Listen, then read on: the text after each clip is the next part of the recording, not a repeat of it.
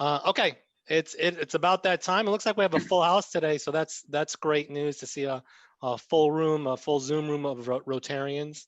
So we're going to call the meeting to order, and we're going to start, of course, with the invocation. And John Rice is going to be so kind to lead us in invocation this morning. John? Be glad to. Can you hear me okay? Yes. All right, good. Please bow your heads. Dear Lord, thank you for the opportunity for our club to meet this morning to plan and discuss ways to help our community. We ask that you continue to bless us as we fulfill Rotary's mission. Also, bless our friends and family, keep them safe and secure. Finally, Lord, bless our nation and its leaders and guide them with their decisions and actions. We pray. Amen. Amen. Thank you, John. Sure thing. Okay, we're gonna look for some or see if we have any guests or visiting Rotarians. I see we have our guest speaker. I saw our guest speaker on there. So aside from Senator Butler, who's gonna lead us today in our program, are there any guests? I guess let's start there. I don't see anybody. Yeah, I don't. It looks like family. Craig's not a guest. We just haven't seen him in a second, but welcome again, Craig. Thank you. Yes, and visiting Rotarians, and I also don't see any visiting Rotarians, but we do have a full house, which is nice to see. So, okay. Is Dustin with us this morning, Haraway? Nope. Okay, and he should be joining us next week.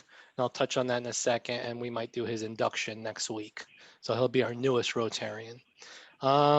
Let's move over to announcements and brags. And Cynthia made one announcement, which I think many of us, maybe except for the traffic, and are interested in, is that's U.S. Space Command coming to Huntsville. So I know a lot of us have been following that story. I follow it selfishly from the Redstone Federal Credit Union side. That's more members for us to make on the Arsenal, about 1,800 more members that are not from this area. So hopefully Redstone will get a big portion of those. And then maybe even future Rotarian, Madison Rotarian. So from both aspects, it might be good for us to have that coming, as well as the economy and things like that. So we'll see what happens with traffic and all those other things. But are there any other announcements or brags that anybody wants to kind of share? I got a check yesterday from Multi-Sport, the race directors for $500 for the whiskey run. So for those of you who stood out there with me in the rain and cold, it was not a huge race, but 500 is not a bad take for just a little bit of volunteering. And we should do much better on this last one, the Apollo 11K. Thank you for setting those up, Mark. How do you coordinate those funds or part of those funds coming to Rotary? Do you just know people there? Or? They just offer it as a donation for our volunteer work. Very nice. Maybe one of these days we'll get nice weather instead of cold, rainy, or just plain cold. Okay. Other announcements, brags?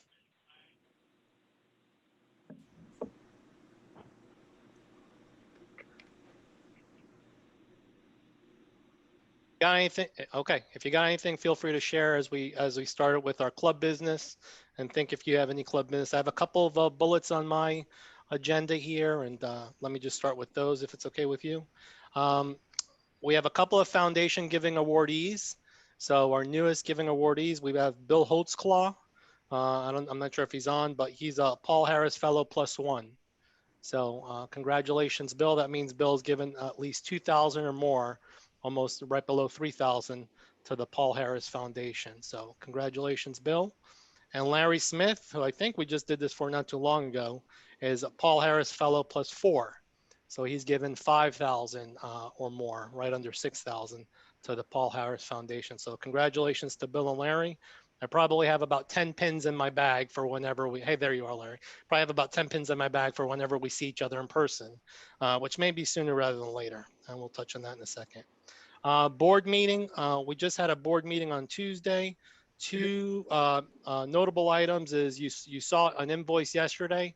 So we kept the Q3 dues at $50. And that's partly because just the inconsistency of our live meetings. So part of the $50 covers basically what Rotary charges us. And the additional that we used to charge covers the breakfast, but because breakfast is so inconsistent right now because virtual versus in person and only 20 of us meet when we do in person, we kept it at $50 for this quarter, and our budget will be fine keeping it there. You might have saw the invoice for 75. That's 50 for to cover our costs, and the additional 25, which is you volunteer that goes to the Rotary Foundation. If you want to not pay that $25, although I wish you would, because we know how the great work that the foundation does, just let Bob know, or just give him $50 and they'll remove that additional 25. But that's, you're volunteering those $25. So any questions on the dues? So that's, you should have seen that invoice yesterday. If you didn't see it, look for it in your inbox. And if you didn't get it, maybe let Bob know. Yeah, I got one question, Peter. Is it, since it looks like we've had a changeover, I give at the beginning of the year for the full year. And I don't know if that's being picked up or not. I think I saw that email yesterday from you, Bill, Frank, and I think we'll take care of it. I don't know if Bob has gotten a chance to see it, but I do remember you paying early on, so that might have just been a lapse. Yeah, it gets adjusted out. I mean, if there was a blast email so everybody knew that the dues were adjusted, if you already paid, you just ignore it. I go through and supplemental delete those, so don't worry about it. Okay. And then speaking of meetings and live meetings, what we're going to kind of do, so I don't have to do all this research before our meetings on what the numbers are doing for COVID, we're just going to follow Madison City School schedule. So you don't have to follow anything. I'll send an email just like I do every week on whether we're going to meet in person or virtual, or who are the 20 that are going to meet in person. So when the schools are going hybrid, we'll stay virtual, because when they go hybrid, that means it's bad.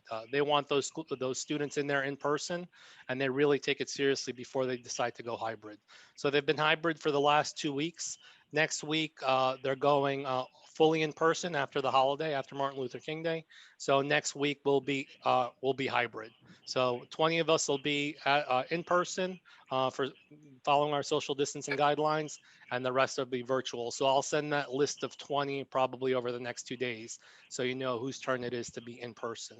And of course, Steve and Jessica Middlebrooks will provide us with a nice breakfast for those that join in person. So are there any questions? So you don't have to pay attention to the schedule. I'll follow the schedule and send an email out prior to every week. And hopefully in the next couple of months, we'll stop all this as the vaccines eventually start to roll out. So any questions on the meetings or the dues?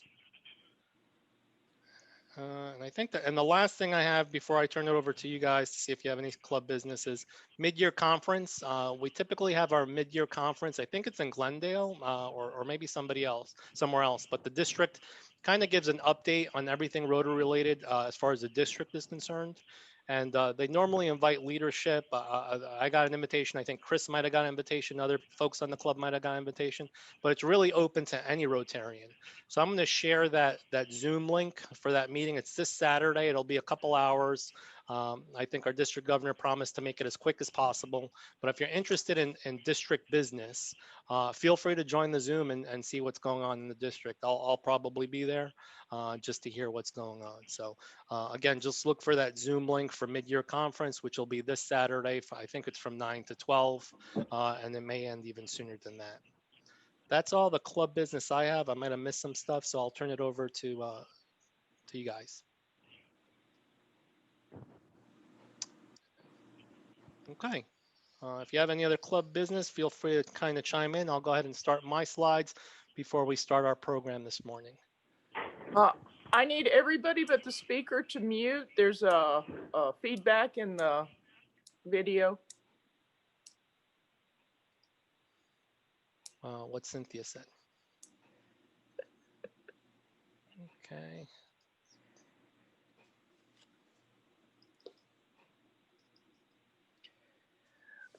Okay, so again, we have,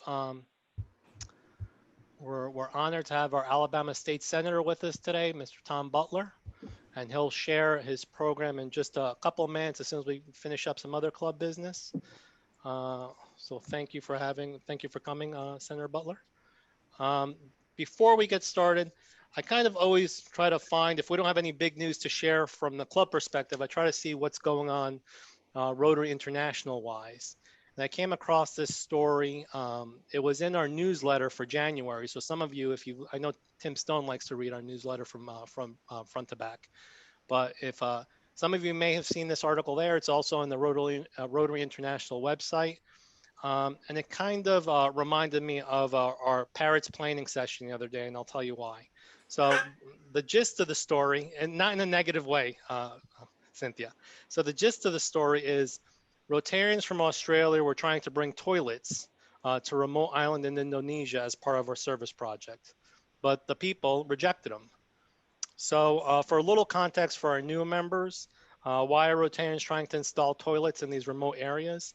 Because part of what we do as Rotarians is deal with providing clean water, sanitation, and hygiene to communities so they can have healthy environments. So that's a lot of the service projects that we do around the world. Probably dealing with one or the other, typically not all three, but in some cases maybe. So even in 2021, a lot of these places, these remote places in the world, toilets are still the exception. They're not the rule. So when the Rotary Club tried to bring the toilets to this area, the people rejected them because they saw them as overly complicated. Part of the problem was the project was too ambitious a jump. So according to this article. And something that could have helped them, this Rotary Club, was the sanitation ladder that you're seeing on your screen here. So it's a graphic representation of the levels of sanitation that might exist in the community. So this is officially used to kind of identify where communities are in sanitation levels around the world. And it shows the gradual steps that communities can make in improving their facilities. So the bottom rung there is open defecation. That's obviously going out to the field, just taking care of your business and not trying to bury it, just leaving it out there. And of course, when the rains come, that leads to disease and other things. And that's why we try to improve these things. So when assisting with these initiatives, these sanitation initiatives, it's important to determine where a community lands on the sanitation ladder and where residents aspire to be. So the other thing the Rotary Club didn't do was include the community when they're planning this service project, because the community really needs to drive this project in order for it to be sustainable. So it was much more feasible, or it would have been much more feasible to go up one or two rungs at the ladder of a time, because change, that drastic change, is difficult for behavior to kind of adopt to that. So the article mentioned part of the problem is our desire to chase perfection. So I'm sure we're all kind of guilty of this, whether in Rotary or our own businesses or even our own lives. In this case, trying to take this remote village from open defecation straight to safely managed instead of small incremental improvements. And that was the big issue. So the article mentioned that also, if you chase perfection, as we sometimes do, we may also never start our project because we're just trying to, analyze it to death. So what we should strive for is continuous improvement, if only in even small incremental steps. And the reason it reminded me of our planning session for Parrots is because the fact that we're even having a meeting in January to discuss what we're going to do Q4, Q3, or later this year is already a win. We've never talked about Parrots as long as I can remember in January and the changes we're going to make. So I'm hopeful that that we're taking the small incremental steps to give us a new, better version of our big annual fundraiser. So just a little bit of Rotary International news. And another interesting thing is we have no birthdays, no Rotarian birthdays this week, no anniversaries, no wedding anniversaries, no Rotarian anniversaries. So instead of that, we'll play a fun little game for about a minute, not even a minute. And we'll say, guess that Rotarian. So here's a couple of famous Rotarians. Does anybody know who this person is? Colonel Sanders. Colonel Sanders. And Colonel Sanders was part of the Rotary Club of Jeffersonville, Idaho. So, and he even has his Rotarian pin on. So if you look closely enough, that's his rotary wheel on his lapel there. Okay, does anybody know who this gentleman is? Pope John Pope Paul Francis. Pope Francis. And Pope Francis belonged to the Rotary Club of Buenos Aires, Argentina. So a famous Rotarian. I didn't know he was a Rotarian, but he is. What about this gentleman who's so important to our area over here? Got his name on his. Oh, very observant. We got Neil Armstrong, first man to walk on the moon. And Neil is part of, I'm going to say this wrong, the Rotary Club of Wapakoneta. Anybody from Ohio here? Wapakoneta, Ohio. Okay, next one. George W. George W. George W. He's from the Rotary Club of Washington, D.C. So he must have joined when he headed to the D.C. area. Next one. Winston Churchill. Sir Winston Churchill, Rotary Club of London. And the last but not least, I was really surprised about this. This is one of the most famous Rotarians of all. And we have we have Miss Pat Cross, Rotary Club of Madison, past district governor 6860, and future Rotary International president. So who knew that we had the most famous Rotarian of all right in our club? Okay. We've seen this before, kind of our upcoming programs and activities. Of course, we have the state senator with us today to give us a legislative update. Lee Shaw will be here on the 21st. She's the Madison City Schools. I think that's community and engagement. I didn't have space to fit it all. So I think that's what that stands for. She's the director of those community engagement. And then Kids Kingdom Project, which I'm very interested to hear about. And John O'Donnell is involved in that. I think he's on the steering committee for that. And then we have Cairo's prison ministry coming on the 4th. I think Larry might be involved with them a little bit or a lot, if I remember correctly.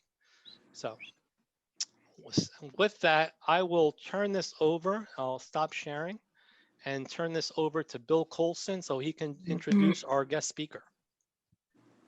Yes, thanks. Glad to do that. We're very fortunate to have Senator Tom Butler here with us this morning. Tom represents District 2 in the Alabama Senate, which includes portions of Limestone County and Madison County, which both encompasses both the city of Athens and the city of Madison. Tom is chair of the Veterans and Military Affairs Committee, so I have a feeling he'll have something interesting to say about U.S. Space Command coming here. I have a feeling he may have had some involvement in that. He's also a member of many committees. They're in the newsletter. I won't repeat them right now, but he's on about almost another 6 or 7 committees that he's a member of. He has over 30 years of legislative experience here in Alabama, both as a member of the House of Representatives and the State Senate. He and his wife, Karen, have resided in Madison, right in the heart of Madison for 30 plus years. And they raised their 2 daughters here. They both came through the Madison City Schools. And so I've had the fortune of knowing Tom, I guess, my whole life through family connections, and really have he's the one that introduced me into being interested in local and state politics, and just in the role of service that goes into that. And so really glad to have him here today. Look forward to hearing what you have to share with us, Tom. Over to you. Looks like you're muted, I think, Tom.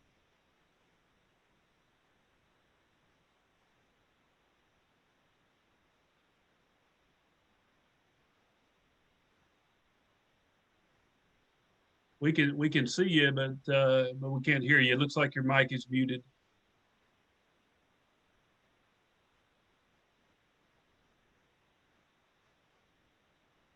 Probably a button at the bottom left corner for mute. You might be able to click on that. Yeah, whoever we've got hosting the meeting should be able to unmute him as well. There you go. There we go. You got, is that it? Okay. Yeah, we can hear you now. Can you hear me now? We can. Great. Oh,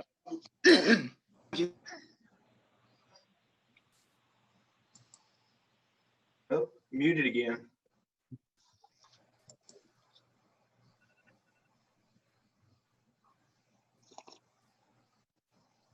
Unmute Tom again, or? So we're having technical difficulties, Brandy. Okay, that's fine. Were you able to hear them talking? Yes, I could. Before Tom, okay. Somehow Tom actually spoke a couple words, but then he was gone. The screen's showing that he's not muted, so I'm not sure what's going on. Hey, Cynthia, can you unmute Tom? I don't know if you walked away from your computer. I'm still here, but the problem is I tried to unmute him. I don't know what happened. It doesn't really give me that option for some reason. He's not muted, guys. He's on Karen's iPad, and it looks like there's a mute on there. Yeah, it looks like he is. He's on Karen's iPad, but I also have him as being on his phone or something.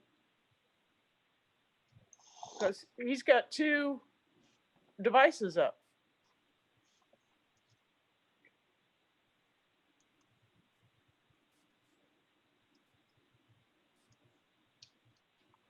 Randy, this is another good example of us old farts figure a way to screw up technology. It happens to the best. Yeah. Can you unmute Karen's iPad? No, I can't. I've Looks like tried. he may have, oh, there he is. I know, Tom, you're on your phone. Can you use the audio on your phone? Second. Can you hear me now? Yes, I can hear you now. Oh, now you went on mute again. I'm not familiar enough with the iPad settings to know where the mute or the unmute is on iPads. On the iPad, it's at the top right-hand corner.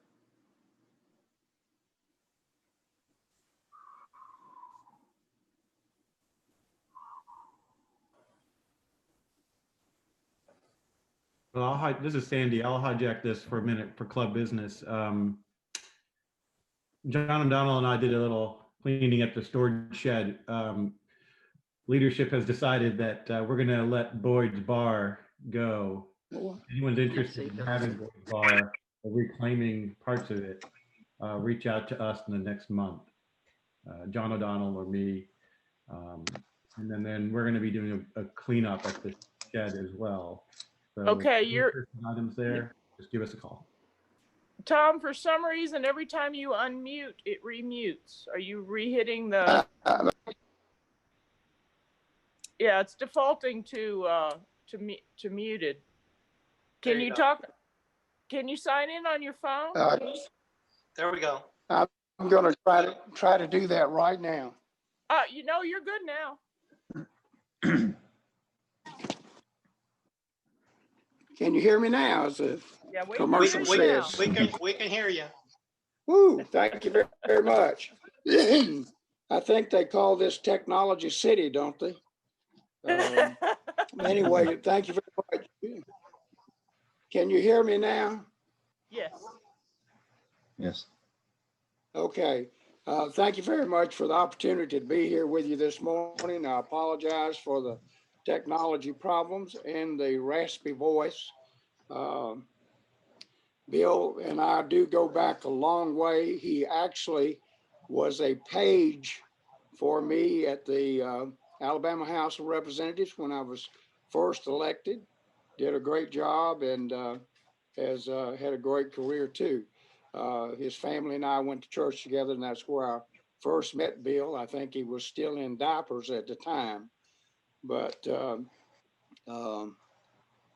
good news that you've already touched on is that Redstone is scheduled to be the U.S. Space Command headquarters.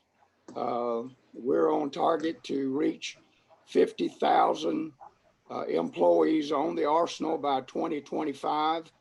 Obviously, this announcement is huge for the state of Alabama and particularly for Tennessee Valley. And if there's any one place that's going to be greatly impacted, will be the city of Madison. Chief Bailey, I see you there. You'll probably have to have one or two more stations. Let me give you a quick update on COVID. I'm not going to go through all the numbers, but be careful. This is still spreading. 2 days ago, I was diagnosed with COVID. So I am quarantining now at home. Thankfully, we're doing this by Zoom, which brings in the technology problems for me. But anyway, we're on target to get the vaccine out. The Senate yesterday had a conference call with Dr. Harris, and he has assured us that their program to distribute the vaccines will reach down to the local levels, hopefully in the local pharmacies at Walgreens and CVS pharmacies who have a contract with the federal government to do that. The thing that most concerns me about the announcement yesterday is the impact on our roads and traffic congestion. And as you know, we passed a gasoline tax last year. That is in effect now, and we are seeing road projects all over the state of Alabama, and particularly here. City of Madison has several road projects going on at the same time. Hughes Road, Walter-Anna Highway, I-565 widening at a most congested place. Those things are coming together. We have set up a plan within the tax legislation that requires a sharing of those revenues with counties and cities. So the city of Madison, Huntsville, Athens, Decatur, all those are benefiting from having that revenue come in. We have an accountability bill that was put in the gasoline tax package that requires all gasoline revenues from the Rebuild Alabama program be shared with cities and counties, that none of that money can be used to build buildings. All that money goes to asphalt and concrete. And we're fortunate to see the growth we have in here. There are three big projects that we need on. I'm sorry. Are we still That was there? just some feedback. That was just some feedback. We've got Okay. you, Tom. I got you. Okay, three big road projects that concern me. Obviously, I-565. It is a major artery, east-west. That is being worked on as we speak. The other big project, we just had an announcement this week. $2 million was allocated to Highway 53 that goes from Huntsville to the Tennessee line. That is one of the deadliest roads in the state of Alabama. It received $2 million to create turn lanes at three major intersections and signals. There are no signals out there. So that's going to be a life-saving project that we're working on. My biggest project right now is Highway 72. I have to travel it every day. Many of you do every day. You know the concerns that we have there. Business is following that path from Huntsville all the way to Athens, and that road needs to be widened, and we're working on that with Speaker McCutcheon and Representative Andy Witt and myself, meeting with the Highway Department on a regular basis about that. One thing on this announcement that we had about Space Command, I think that is reason enough to escalate the time schedule for widening Highway 72. That's the major artery outside of I-565 that's east-west for our community. And we need to escalate the timetable for that. I will be meeting with the governor this afternoon by phone to talk to her and the chief of staff about getting with the highway director and our delegation here locally to try to move up the timetable for that in light of the announcement. We still have a little breathing room on the announcement, but everything we do to move up the timetable on Highway 72 is going to be a priority for me. Looking at the budgets, as you know, a lot of our businesses have been devastated and they're closed down. looking at the budgets, you would think the state budgets have been in a terrible shape too, but that's just not the case. I talked with the fiscal office yesterday, and the general fund budget is healthy. That's hard to say generally for a legislator to say the general fund budget is healthy, but we actually had some minimal growth there this year. One of the reasons is the internet sales tax comes to the general fund now. And because a lot of businesses were closed, people shopped online, and that generated revenue for the general fund. Education budget is in very good shape, and all we need to do is get our schools back open and operating, and I think we'll all be better off.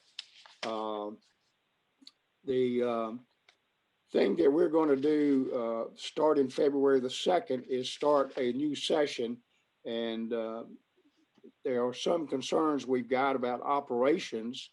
We had a caucus meeting this past Monday, and have decided that the first 2 weeks of the session, we will actually meet legislative days, Tuesday, Wednesday, Thursday, for 2 weeks to address 3 primary issues that will affect all of us to some point.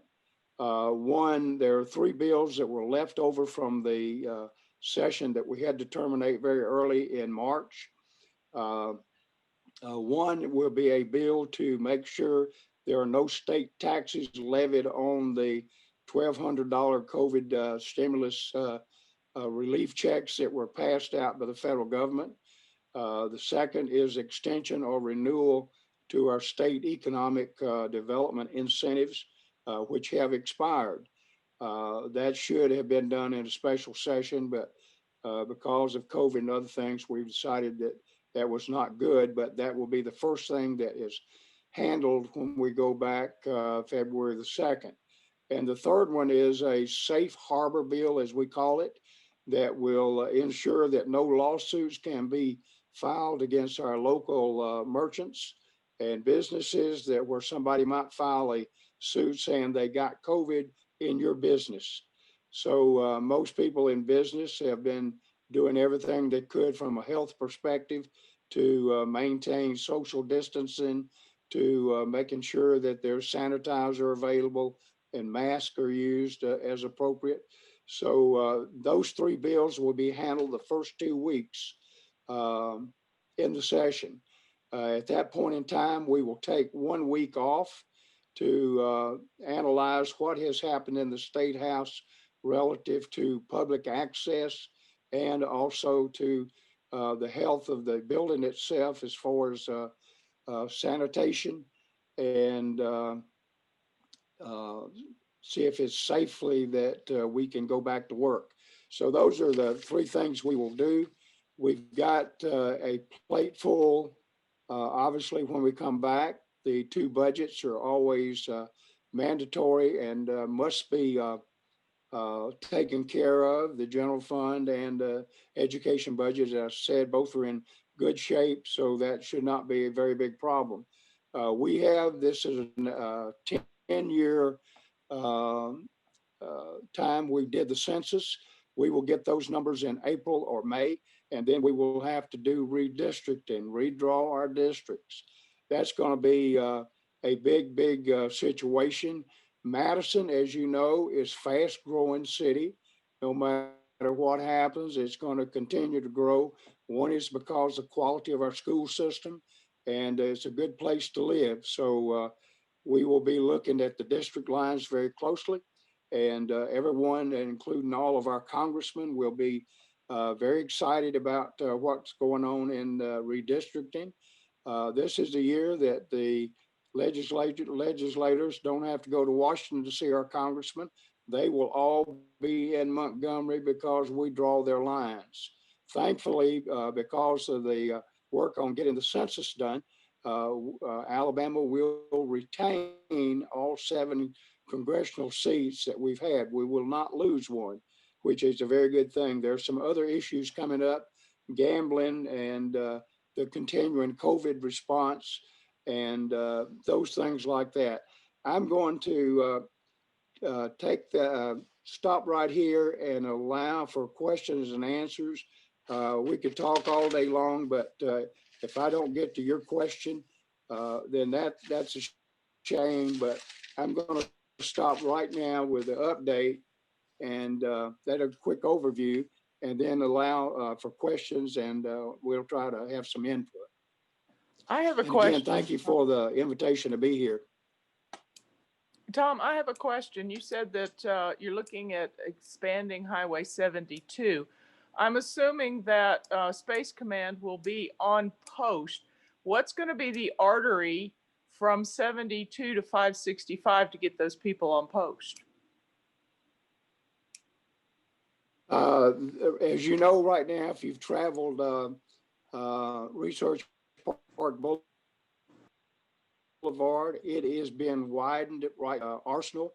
I-565 is being widened. They're going to have more work to do on that from where they terminate right now, the one project.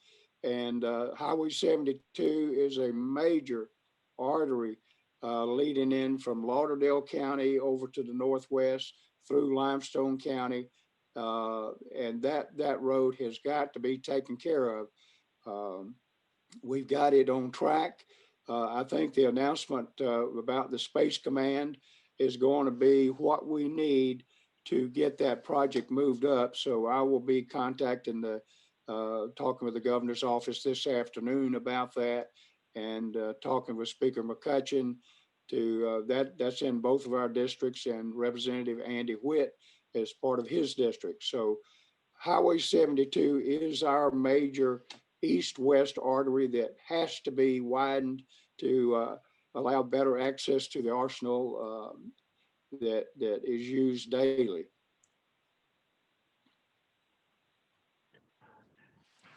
Tom, do you have any input on any knowledge on when they're going to finish Dirt Road? This has been my favorite question for the last 8 or 10 years, I think. Well, actually, I've been working on a bill, our TVA bill, and I think money's available. That's a project I'm working on right now that's actually not in my district, but there's a short segment, as you know, from Madison Boulevard down through Zert there that needs to be finished. That's a project that we're working on. That's in Senator Orr's district, actually. I know he's very concerned about that. TVA in lieu of tax monies. This bill was written 10 years ago. I'm in the process of trying to rewrite the TVA bill. We've got 14 people in the delegation I have to work with to get a consensus on that. But in the 2010 bill, there was transportation funds set aside for the county. There were transportation funds set aside for a number of projects in that bill. And most of those projects have been completed, and there is money left over. So that bill, as we rewrite it, is probably going to show that there is some money available. The Zort road right now, because of the announcement again yesterday how huge it was, makes it mandatory to finish all of our access roads in and out of the arsenal. Zort Road is one of the biggest. So that will be a higher priority for us now as we look at the TVA bill rewrite and try to get that moved up. I don't understand why that end of Zort Road has not been finished either. We've got another project that is being worked on with the developer having to do with Madison Town Center, or Madison, the Trash Panda Stadium project's the best way to put it. The access road from I-565 into Trash Panda Stadium from the east headed west is a project that must be done, and that's probably about a $27 million project from what I understand. So we're working on that. Roads right now, particularly because of the announcement yesterday, makes it imperative that we move up all of our road projects. Good morning, Senator. Just had one quick question. With with COVID and the effects it's had on a lot of our small businesses in our area and around the state, are there any major projects or concerns or things that you're looking at from your level to help out those small businesses and continue to push commerce here in this area? Well, small business, as you know, is a backbone of our business and our jobs nationwide, and particularly in the state of Alabama. A lot of the COVID stimulus money that has been coming in, I think the governor's office is doing fairly well to get that directed out to small business and helping out any way we can.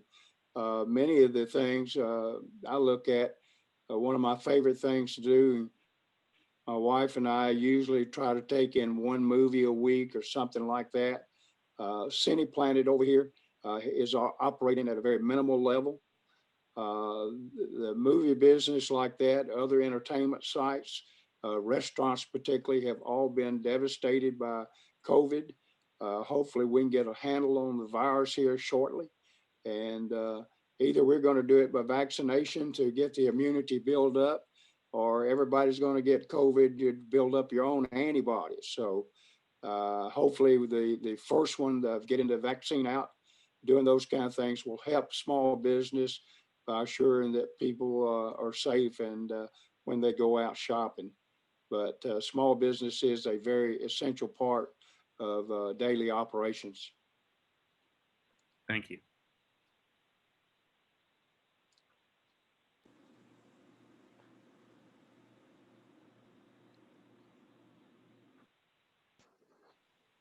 Hey, Senator, this is Peter.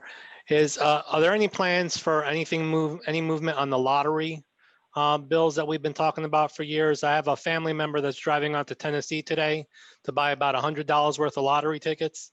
I don't do it often, but I think it's big enough where somebody decided to give me a call, and I said, yeah, give me $10 worth. So any potential movement there? We will have a gambling bill in this session. We had one last year that actually passed the Senate and died in the House. A bill has been worked on. The governor appointed a gambling commission, I think the first time ever in the state. They have made recommendations to her. Obviously, it's a pro-gambling bill. There's two things about that. The Porch Creek Indians operate I think 3 facilities right now in the state of Alabama. There's a couple of other counties in the state, Greene County, Macon County, that have local constitutional amendments that have allowed them to have some video poker places like that. One thing that I hope is not a big question, I have said this publicly before, if the state of Alabama is going to have a lottery, it ought to be owned and operated by the state of Alabama. Better control of it. The Porch Creek Indians want to have a monopoly over all gambling in the state of Alabama. So one thing that we'll have, I think the lottery, last poll numbers I saw were about 65%. And this is Republicans, Democrats, everybody, about 65% will support a lottery. The biggest thing they want is that money go to education. So the only question I've got there about putting it on the ballot is whether or not the state will own the lottery itself. The other issues on gambling, they'll have to fight out that battle on their own. But I think you may see the potential of having a lottery on the ballot. The people will have to do this. We'll vote to put it on the ballot, and then the people will have that at a referendum. And if they approve it, we will have an Alabama lottery. So that is a big question of concern to a lot of people. A lot of people do go. We're just 20 miles from the Tennessee border, up Highway 53, and a lot of people do go up there and buy tickets en masse. And you have the same thing along the Mississippi border, the Florida border, and the Georgia border. So money is going out of the state of Alabama that could be used here. A lottery probably is the best thing type of gambling that you could have. I'm not high on casino gambling. That's out of my ballpark. but lottery money going out, it would be good to keep that money in the state of Alabama. Okay, very good. Thank you, Senator Butler. I think we're out of time. So we appreciate you being with us. We appreciate you sharing the legislative update with us. And I hope you have a good year of business representing us. So thank you so much. Yeah, thank you, Peter. I appreciate the invitation. And let me just say this, all of you stay safe. I got the virus and I've been fairly religious about using my mask and all that. So stay safe. Thank you so much. Okay. With that being said, does anybody have anything that they need to share in the next 20 seconds before we close? We just hope the senator recovers well. Thank you, Chris. Thank you. I echo Chris's comment. Okay, so let's end with the four-way test of the things we think, say, or do. First. This is the truth. Second.